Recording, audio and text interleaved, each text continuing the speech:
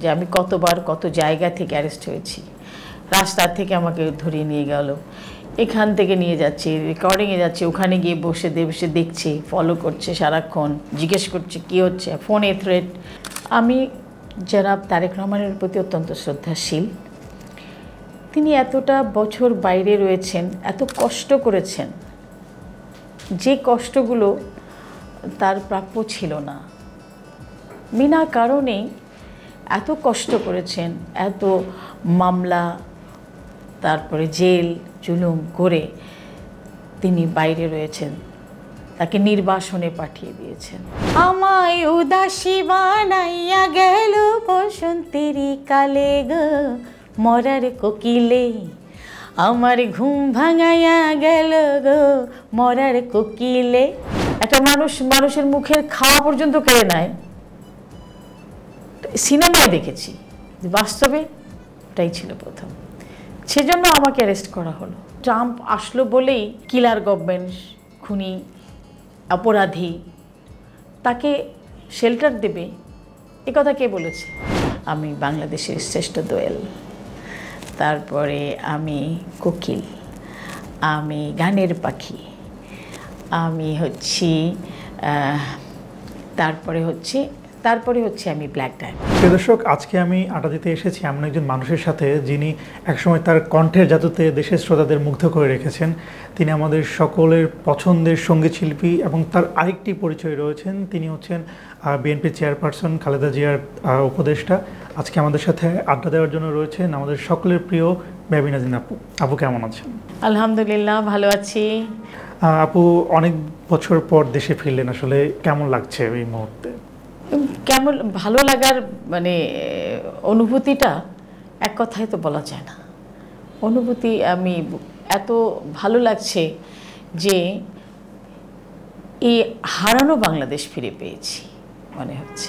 যে বাংলাদেশের স্বপ্নটা দেখেছেন, যে বাংলাদেশটা হারিয়ে গেছিল, সে একটা টাইম ফ্রেমের মধ্যে হারিয়ে গেছিল, লাইক 16 বছর 17 বছর।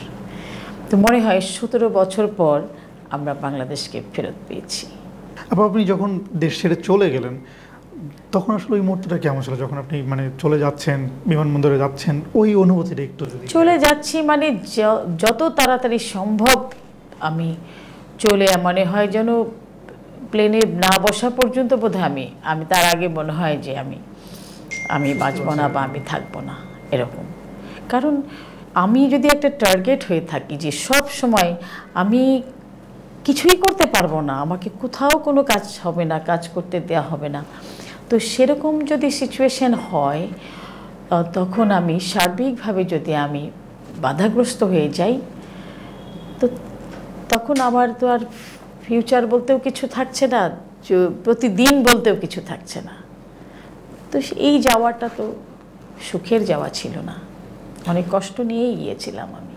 যাওয়ার আগ মুহূর্তে আসলে কি ধরনের প্রতিবন্ধকতা বা নিশ্চয়ই আপনার কাছে থ্রেট এসেছে কাজ করার? ওগুলো তো আপনারা দেখেইছেন, জাতি দেখেছে যে আমি কতবার কত জায়গা থেকে অ্যারেস্ট হয়েছি। রাস্তা থেকে আমাকে ধরিয়ে নিয়ে গেল, এখান থেকে নিয়ে যাচ্ছে, রেকর্ডিংয়ে যাচ্ছে, ওখানে গিয়ে বসে দেখছে, ফলো করছে, সারাক্ষণ জিজ্ঞেস করছে কী হচ্ছে, ফোনে থ্রেট, নানান রকমের। তারপরে হচ্ছে যে আপনারা তো একটা দেখেইছেন আমি ম্যাডামের প্রতি শ্রদ্ধাশীল কতটুকু, তার জন্য তিনি তার একটা কষ্টের সময় তখন তিনি মানে একটা মানুষের তার সন্তান চলে গেছেন, তারপরে তিনি অসুস্থ এবং এত কষ্ট সহ্য করেছেন তিনি যে আমরা সে কষ্ট করিনি, তার মতো কষ্ট কেউ করেনি। 16 বছর ধরে যত রেজিমের যত কষ্ট ম্যাডাম সেই কষ্টগুলো ভোগ করেছেন, তার জন্য একটু ভালোবেসে আমার তার প্রতি শ্রদ্ধা রেখে আমি একটু খাওয়া তার জন্য নিয়ে গেছিলাম। একটা মানুষের মুখের খাওয়া পর্যন্ত কেড়ে নেয়, সিনেমায় দেখেছি, বাস্তবে ওটাই ছিল প্রথম। সেজন্য আমাকে অ্যারেস্ট করা হলো। এই কষ্টগুলো আরও কিভাবে ব্যাখ্যা করব? আমার এই কষ্টের কথা বলতে ভালো লাগে না। আপু, আপনি তো হচ্ছে রাজনীতির সাথে অনেকদিন ধরে যুক্ত আছেন, আপনার রাজনীতির শুরুটা একটু জানতে চাই। এই রাজনীতিতেই আমার জন্ম, আমি রাজনীতিতেই ছোটবেলা থেকেই আমি রাজনীতির সঙ্গে আছি। 5 বছর বয়স থেকে 7 বছর বয়স থেকে গানের পাশাপাশি আমি তখন থেকে। তো এটা আমার কাছে একটা আনন্দের বিষয়, ভালো লাগার বিষয়। এটা আরেকটি জগৎ বলতে পারেন। আমার মিউজিক্যাল জগৎ যতটুকু বড়, ঠিক এটাও ঠিক সেরকমই। পাশাপাশি আমি প্যারালাল করে যাচ্ছি সেই শুরু থেকেই। শহীদ রাষ্ট্রপতি জিয়াউর রহমানের সাথে আপনার রাজনৈতিক একটা পথ চলা ছিল। তিনি আপনাকে ভীষণ পছন্দ করতেন এবং আপনাকে স্নেহ করে ব্ল্যাক ডায়মন্ড নামে আপনাকে ডাকতেন এবং আরও অনেকগুলো নামে আপনাকে তিনি ডাকতেন। তার সম্পর্কে আপনার কাছে একটু জানতে চাই। তার সম্পর্কে তিনি তো ছোট কিছু নন।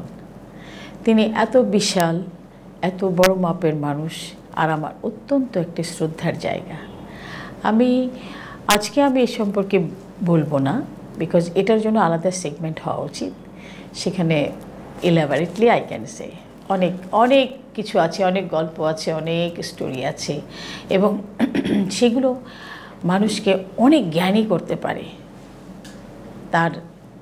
তিনি যা যা করে গেছেন, যা যা দিয়ে গেছেন মানুষের জন্য, দেশের জন্য করে গেছেন, এগুলো আলোচনা একটি ছোট্ট করে হয় না। আপনাকে তো ভীষণ পছন্দ করতেন, আপনার গান খুব পছন্দ করতেন, আপনাকে একটি বিশেষ নামেও তিনি ডাকতেন, সেই সম্পর্কে যদি একটু বলতেন। আপনারা কি জানেন আমাকে কি নামে ডাকতেন? আমরা খুব বেশি আসলে জানি না, খুবই অল্প জানি, সেই কারণে আপনার কাছ থেকে জানতে চাই আসলে। না, উনি এটা সবাই জানে, বিভিন্ন সময় বিভিন্ন সেই সময়েই লেখা হয়েছিল, ওনার সাইন করাই ছিল আমি বাংলাদেশের শ্রেষ্ঠ দোয়েল, তারপরে আমি কোকিল, আমি গানের পাখি, আমি হচ্ছি তারপরে হচ্ছে আমি ব্ল্যাক ডায়মন্ড, উত্তরবঙ্গের শ্রেষ্ঠ দোয়েল।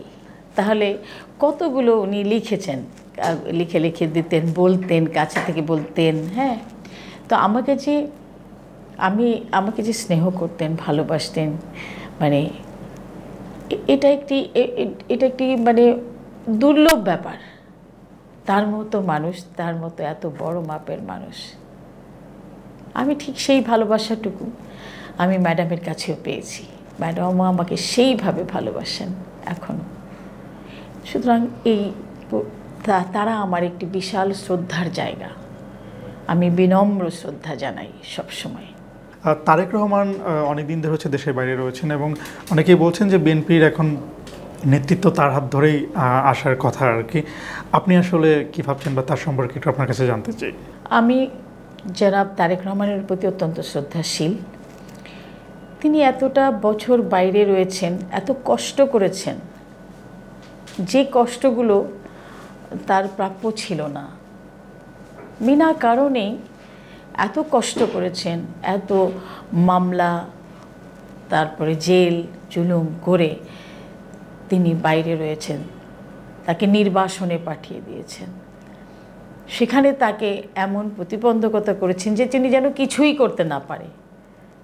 ঠিক তারপরেও যে মানুষটি যে ত্যাগ স্বীকার করেছেন এবং দিনের পর দিন দলের প্রতি এত মানে গুরুত্ব দিয়েছেন, দলকে ভালোবেসেছেন, দলের কর্মীদেরকে ভালোবেসেছেন, প্রতিটা মুহূর্ত তিনি সকাল থেকে রাত পর্যন্ত স্কাইপে বসে বসে দলের নেতাকর্মীর সঙ্গে কথা বলেছেন, তাদের সঙ্গে অনেক ইনফরমেশন নিতেন, শেয়ার করতেন, কিভাবে কাজ করতে হবে সেগুলো বলতেন। তো এই জন্য দলকে যে সংগঠিত করাটা তারেক রহমানই করেছেন এবং তিনি এখন তাকে আমি বলবো একটা মহাত্যাগী লিডার। আমরা অনেক সময় দেখেছি যে শেখ হাসিনার কিছু ফোন আলাপ সামাজিক যোগাযোগ মাধ্যমে আসে, কোথাও কোথাও তিনি বলছেন যে আমি চট করে দেশে ঢুকে যাব, নেতাকর্মীদের নানা রকম নির্দেশ দিচ্ছেন এবং আমেরিকার প্রেসিডেন্ট ডোনাল্ড ট্রাম্প নির্বাচিত হয়, আওয়ামী লীগের অনেকজনে এখন একটু আশাবাদীও হচ্ছেন। আপনি তো আমেরিকাতে থেকে এসেছেন, সার্বিক এই বিষয়টা নিয়ে আসলে বলবেন। শেখ হাসিনার বাংলাদেশে আসা নিয়ে আপনার মানে মতামতটা কী আসলে? না, বাংলাদেশে তিনি তো আসবেন কেন, গেলেন কেন যে আপনি আসবেন? যে চলে যায় সে তো আসতে পারে না। আর ট্রাম্পের ব্যাপারটা দ্যাট ইজ কমপ্লিটলি একটা ইন্টারন্যাশনাল পলিসির উপরে নির্ভর করে। ইন্টারন্যাশনাল পলিসি কখনো বদলায় না, তাদের স্ট্র্যাটেজি বদলায়। কিন্তু ট্রাম্প আসলো বলেই যে এই মানে কিলার গভর্নমেন্ট, খুনি, অপরাধী তাকে শেল্টার দেবে, এ কথা কে বলেছে?